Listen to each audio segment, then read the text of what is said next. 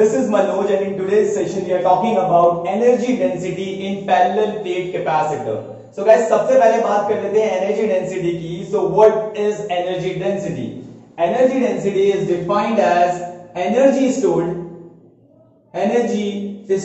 per unit volume. Per unit volume. It means कि कितनी energy आप स्टोर कर पाओगे पर यूनिट वॉल्यूम पे. We call it energy density. So क्या हम लोग ऐसे लिख सकते हैं कि जो एनर्जी डेंसिटी होती है which is represented as U is a ratio of energy stored per unit volume. So energy density is defined as energy stored per unit volume, where energy stored is represented as U and volume is represented as small v, and consider this equation as equation 1.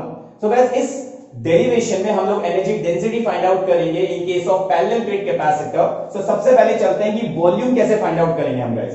Volume को find out करने से पहले आपको समझना पड़ेगा कि parallel plate capacitor बनता कैसे. सो पैरेलल प्लेट कैपेसिटर हम लोग कैसे करेंगे. Let us consider the parallel plate capacitor. So we have a plate जिसे मैंने ए नाम दिया है और इस प्लेट को मैंने क्या किया है, पॉजिटिव टर्मिनल से कनेक्ट किया हुआ है.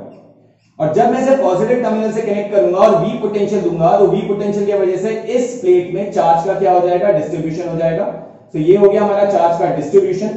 और जैसे ही दूसरी प्लेट को, जिसे मैंने यहाँ पे नाम दिया है B, दूसरी प्लेट को मैं A प्लेट के पास लेके आऊंगा तो B प्लेट में क्या होगा, इंडक्शन होगा. और इंडक्शन होने की वजह से इस प्लेट में क्या होगा, चार्ज डेवलप हो जाएगा. तो अगर यहाँ पे पॉजिटिव है तो यहाँ पे नेगेटिव चार्ज आ जाएगा और इस प्लेट को दूसरी साइड से हम लोग क्या कर देते थे, अर्थिंग कर देते थे ताकि यहाँ का पोटेंशियल क्या हो जाए, जीरो हो जाए. So here we have a parallel plate capacitor जिसे मैंने V पोटेंशियल दिया था.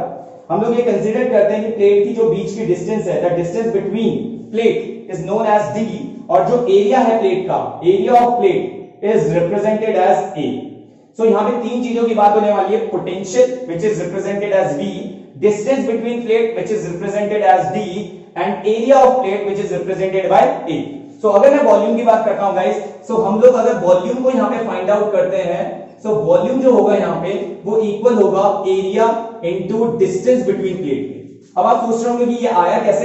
so गाइस बड़ा सिंपल है. अगर हम वॉल्यूम की बात करते हैं, क्यूबॉइड के वॉल्यूम की, so हमें पता है क्यूबॉइड का जो वॉल्यूम होता है वो होता है length into breadth into height, जिसमें लेंथ इनटू ब्रेथ क्या बनेगा, एरिया बनेगा. और हाइट यहाँ पे क्या है, डिस्टेंस बिटवीन प्लेट है which is represented as D. तो यहाँ पे जो वॉल्यूम है हमारा वो area multiply by distance between separation of plate होता है. Consider this equation as equation 2. सो वॉल्यूम को हमें मिल गया. अब हम बात करेंगे एनर्जी स्टोर की. सो एनर्जी स्टोर की जब भी हम बात करते हैं गाइस, तो आपको पता है, मेरे प्रीवियस सेशन में आपने देखा होगा कि पैरेलल प्लेट कैपेसिटर के केस में जो हम एनर्जी स्टोर करते हैं वो टोटल 3 होती है, जिसमें से फर्स्ट एनर्जी स्टोर का फॉर्मूला क्या निकला था, वो निकला था Q²/2C. सेकेंड एनर्जी स्टोर का फॉर्मूला निकला था half CV², and third one जो हमने यहाँ पे निकाला था वो था half QE. So guys in तीनों में से कौन सा फॉर्मूला यहाँ पे यूज होगा उसको थोड़ा सा समझते हैं. सो इस फॉर्मूले में, इस डेरिवेशन में हम 3 चीज की बात कर रहे हैं, पोटेंशियल, डिस्टेंस और एरिया की. सो पोटेंशियल में प्लेट को दे रहा हूं तो यहाँ पे पोटेंशियल वाला फॉर्मूला यूज होगा which is half CV². Potential की हम लोग बात करें तो हाफ CV² यहाँ पे बेटर फॉर्मूला है, इसके अलावा आप यूज नहीं कर सकते गाइस. तो बड़ा सिंपल है. अगर मैं यहाँ पे एनर्जी स्टोर निकालता हूं, सो एनर्जी स्टोर कौन करेगा, ये स्टोर पैरेलल प्लेट कैपेसिटर करेगा. सो कितनी एनर्जी ये स्टोर कर पाएगा, ये स्टोर कर पाएगा हाफ CV², क्योंकि हम V पोटेंशियल पे इसको रन करा रहे हैं. Consider this equation as equation 3. अब आपको क्या करना है गाइस, इक्वेशन 2 और इक्वेशन 3 को आप 1 में रख दीजिए. Put equation 2 and 3 in equation 1. So जैसे आप इसे equation 1 में रखेंगे guys, so we have energy density which is equals to half CV² upon area multiplied by distance between plate. अब guys consider कर लेते हैं इस equation को, equation number 4. अब guys हम लोग जानते हैं, we know that, हम लोग जानते हैं कि पैरेलल प्लेट कैपेसिटर के केस में, पैरेलल प्लेट कैपेसिटर के केस में जब हम कैपेसिटेंस निकालते हैं तो वो कितना आता है. पैरेलल प्लेट कैपेसिटर के केस में जब हम कैपेसिटेंस निकालते हैं तो हमें पता है वो किसके इक्वल आता है, वो आता है एप्सिलॉन A अपॉन D के इक्वल आता है. Epsilon area upon distance between plate के ये इक्वल आता है। सो हम इस वैल्यू को, जो हमने सी की वैल्यू निकाली है, इसको हम क्या करेंगे, इक्वेशन नंबर 4 में कैपेसिटेंस की जगह पे रख देंगे। वहीं पे हम लोग एक और चीज जानते हैं, relation between electric field and potential gradient, जो आपने पढ़ा होगा पोटेंशियल वाले चैप्टर में, जिसमें हम लोग ये पढ़ते थे कि जो इलेक्ट्रिक फील्ड होता है वो नेगेटिव ऑफ पोटेंशियल ग्रेडियंट के इक्वल होता है। इट मींस जितना आप इलेक्ट्रिक फील्ड की डायरेक्शन की तरफ जाओगे, आपका पोटेंशियल ग्रेडियंट क्या करेगा, डिक्रीज करेगा। तो क्या मैं इसको ऐसे लिख सकता हूं, E is equal to V upon x, और x यहां पे क्या है, distance between plate, so D हो गया। यहां से हम पोटेंशियल निकालेंगे, तो पोटेंशियल क्या हो जाएगा, E मल्टीप्लाई बाय क्या हो जाएगा, D, और इस पोटेंशियल की वैल्यू भी हम लोग कहां रखेंगे गाइस, इक्वेशन 4 में B की जगह पे। सो ये रहा हमारे पास कैपेसिटेंस का फॉर्मूला एंड ये रहा हमारे पास पोटेंशियल का फॉर्मूला, और इन दोनों फॉर्मूले को हम पुट कर देते हैं इन इक्वेशन 4 में।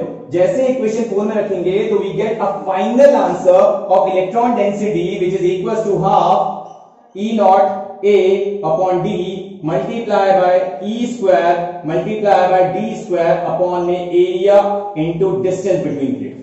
तो डिस्टेंस से यहां पे डिस्टेंस चला गया गाइस, एरिया से यहां पे एरिया चला गया, इस D से हमारा एक और D चला गया, तो हमारे पास जो यहां पे फाइनल आंसर बचा गाइस, वो क्या बचा कि जो इलेक्ट्रॉन डेंसिटी होता है वो half epsilon E square, electric field के स्क्वायर के क्या होता है, बराबर होता है। सो गाइस ये था हमारा इलेक्ट्रॉन डेंसिटी का फाइनल आंसर, जो हमें पता चल रहा है, जिसे हमें देख के पता चल रहा है कि जो एप्सिलॉन है वो तो यहां पे कांस्टेंट होता है। तो यहाँ पे जो इलेक्ट्रॉन डेंसिटी होती है वो किस पे डिपेंड करती है, इलेक्ट्रिक फील्ड पे डिपेंड करती है, पैरेलल प्लेट कैपेसिटर पे।